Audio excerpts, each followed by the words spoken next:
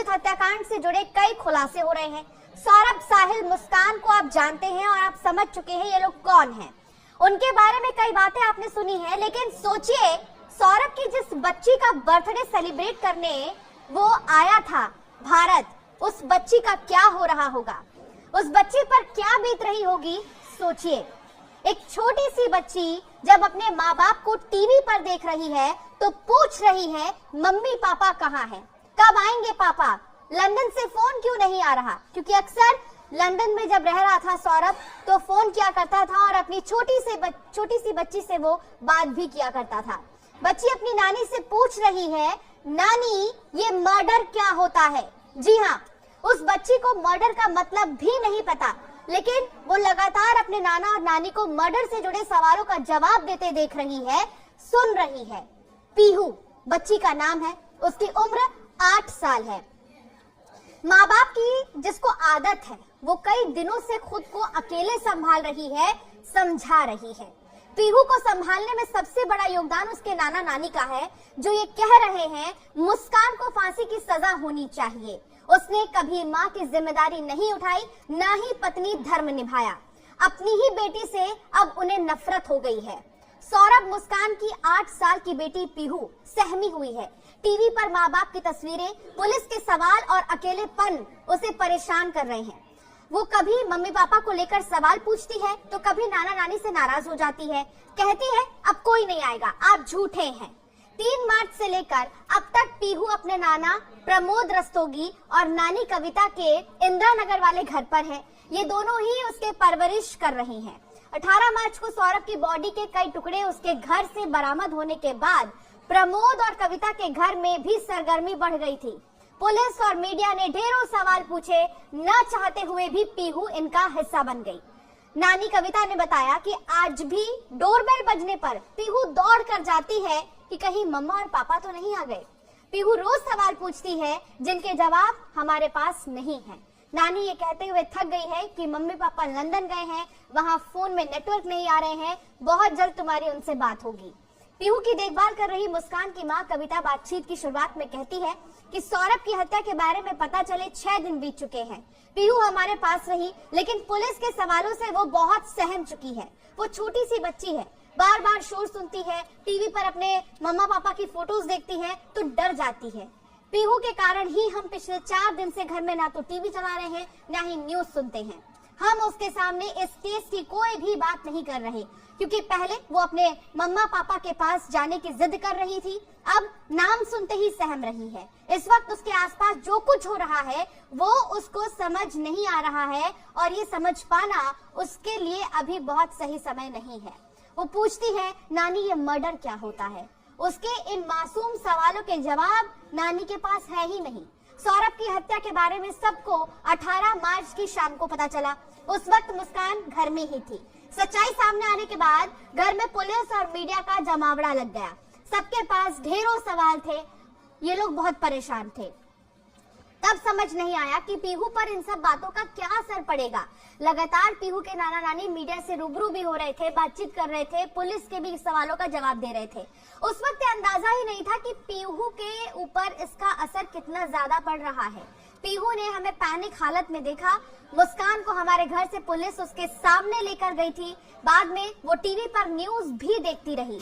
आप समझिए कि 2 दिन तक पीहू ने ठीक से खाना भी नहीं खाया, दूध नहीं पिया। तब हमें समझ आया कि उस पर मानसिक दबाव बढ़ रहा है। पीहू की नानी ऐसा कह रही हैं। नानी कविता के मुताबिक सौरभ हर दिन लंदन से पीहू को वीडियो कॉल करता था। मुस्कान भी 4 से 17 मार्च तक जब शिमला मनाली घूम रही थी तब वो भी वीडियो कॉल पर पीहू से बात जरूर करती थी। ऐसा पहली बार हुआ है कि 6 दिन से पीहू ने अपने मम्मी पापा से बात तक नहीं की है, देखना तो दूर की बात। हमने किसी तरह उसे समझाया कि मम्मी पापा लंदन गए हैं, वापस आने पर तुमसे बात कर लेंगे, लेकिन उसे किसी से भी बात करने से इनकार कर दिया है, कुछ भी सुनने से इनकार कर दिया है और उसके पापा अब नहीं रहे, इस तरीके की वो बातें भी सुन रही है कहीं कहीं से। वो कहती है कि नानी मुझे पता है मेरे पापा भगवान जी के पास चले गए हैं, मम्मा को पुलिस अंकल ले गए हैं। पीहू जल्दी बहल जाती है। जब उसे मम्मी पापा की याद आती है तो पूरे घर में वो टहलती रहती है और एक खास बात है यहाँ पर कि उसके मन को बहलाने के लिए उसके नाना ने उसके लिए पायल भी खरीदा, पायल पहनाई है जो पूरे घर में वो पहनकर घूमती है और अपने मन को इसी तरह वो बहलाती है। पीहू के जन्म पर सौरभ बहुत ज्यादा खुश था, बहुत अच्छे से सेलिब्रेशन भी किया था। मुस्कान की माँ का कहना है कि मुस्कान कभी अच्छी माँ नहीं बन सकी, उसने कभी पीहू का ध्यान नहीं रखा, ना वो पीहू का ध्यान रखती थी, ना उसे खाना खिलाती थी, यहाँ तक कि पीहू को स्कूल ले जाने में भी मुस्कान इंटरेस्ट नहीं दिखाती थी। सौरभ लंदन से बार बार वीडियो कॉल करके पीहू से बात करते, वो ही मुस्कान को फोर्स करते कि पीहू को खाना दो, टिफिन दे दो, उसे स्कूल भेज दो। इसी वजह से पीहू की प्रॉपर स्कूलिंग स्टार्ट नहीं हो सकी है।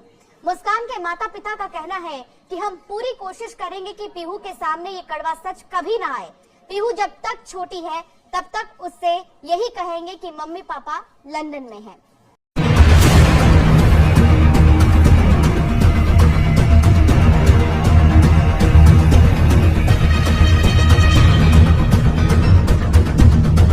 लाश के टुकड़े कर नीले रंग के ड्रम में छिपाने का भी आरोप है। अब मुस्कान जेल में है, जहां उसका अतीत उसे हर दिन सजा। नाना नानी के साथ रह रही है और दादा दादी से वो दूर है, क्योंकि नाना नानी नहीं चाहते कि पीहू के मुंह से वो राज बाहर आ जाए। कहीं मासूम सी बच्ची एक दिन अपनी मासूमियत के चलते ही सच न बोल दे, जो पूरे परिवार को झकझोर की दीवारों में कैद मुस्कान को अपनी बेटी की जुदाई और अपने किए गुनाह का पछतावा है। रामायण सुनते हुए वो रोज भीतर से टूटती है। उसका प्रेमी साहिल अब जेल में खेती कर रहा है। मुस्कान की कहानी केवल हत्या की नहीं, बल्कि एक बेटी, एक माँ और एक पापा के बीच फंसी उस औरत की कहानी है, जिसकी जिंदगी अब रामायण की एक अधूरी चौपाई बनकर रहेगी। मुस्कान को फांसी से बचाएगा होने वाला बच्चा। क्या पति को मारने वाली मुस्कान बच्चे के कारण सजा से बच जाएगी? मेरठ में पति सौरभ को बेरहमी से मारने वाली मुस्कान रस्तोगी जेल में प्रेग्नेंट है।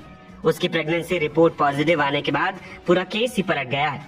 इस बीच तमाम सवाल है कि आखिर इस केस में क्या होगा। क्या मुस्कान को उसके किए की सजा मिलेगी? क्या वो प्रेगनेंसी की वजह से सजा से बच जाएगी?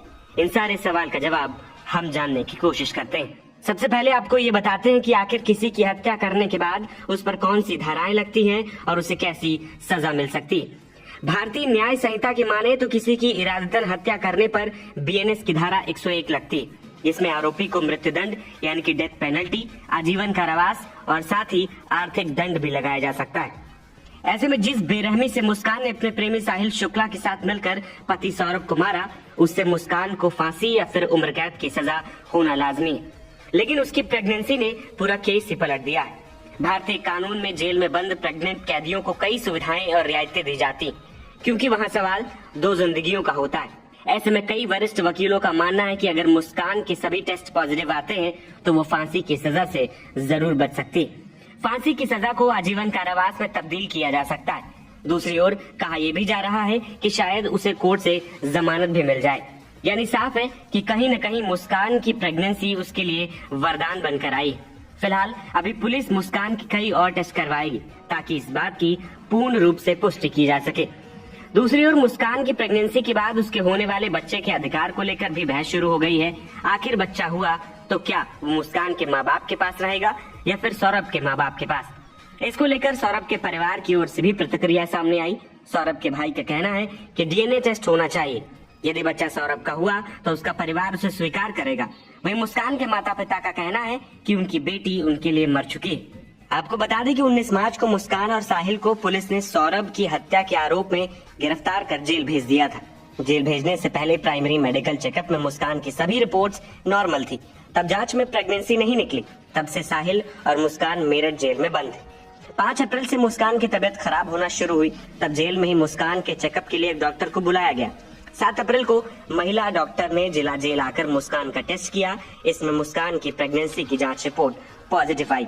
महिला डॉक्टर हर महीने की 15 तारीख को जेल में रूटीन विजिट करती हैं। बस विशेष परिस्थितियों में ही डॉक्टर को बीच में बुलाया जाता है। वहीं 2 महिला बंदियों संगीता और मुस्कान की तबीयत खराब होने के बाद जेल प्रशासन ने जिला महिला अस्पताल को लेटर भेजकर डॉक्टर को भेजने की मांग की थी। जेल सूत्रों की माने तो मुस्कान का बार बार जी मिचला रहा था और उल्टी हो रही थी। फिलहाल ये जानना भी जरूरी है कि आखिर बच्चा सौरभ का है या साहिल का। इसके लिए डीएनए टेस्ट होगा। जिससे साफ होगा कि बच्चा साहिल का है या सौरभ का।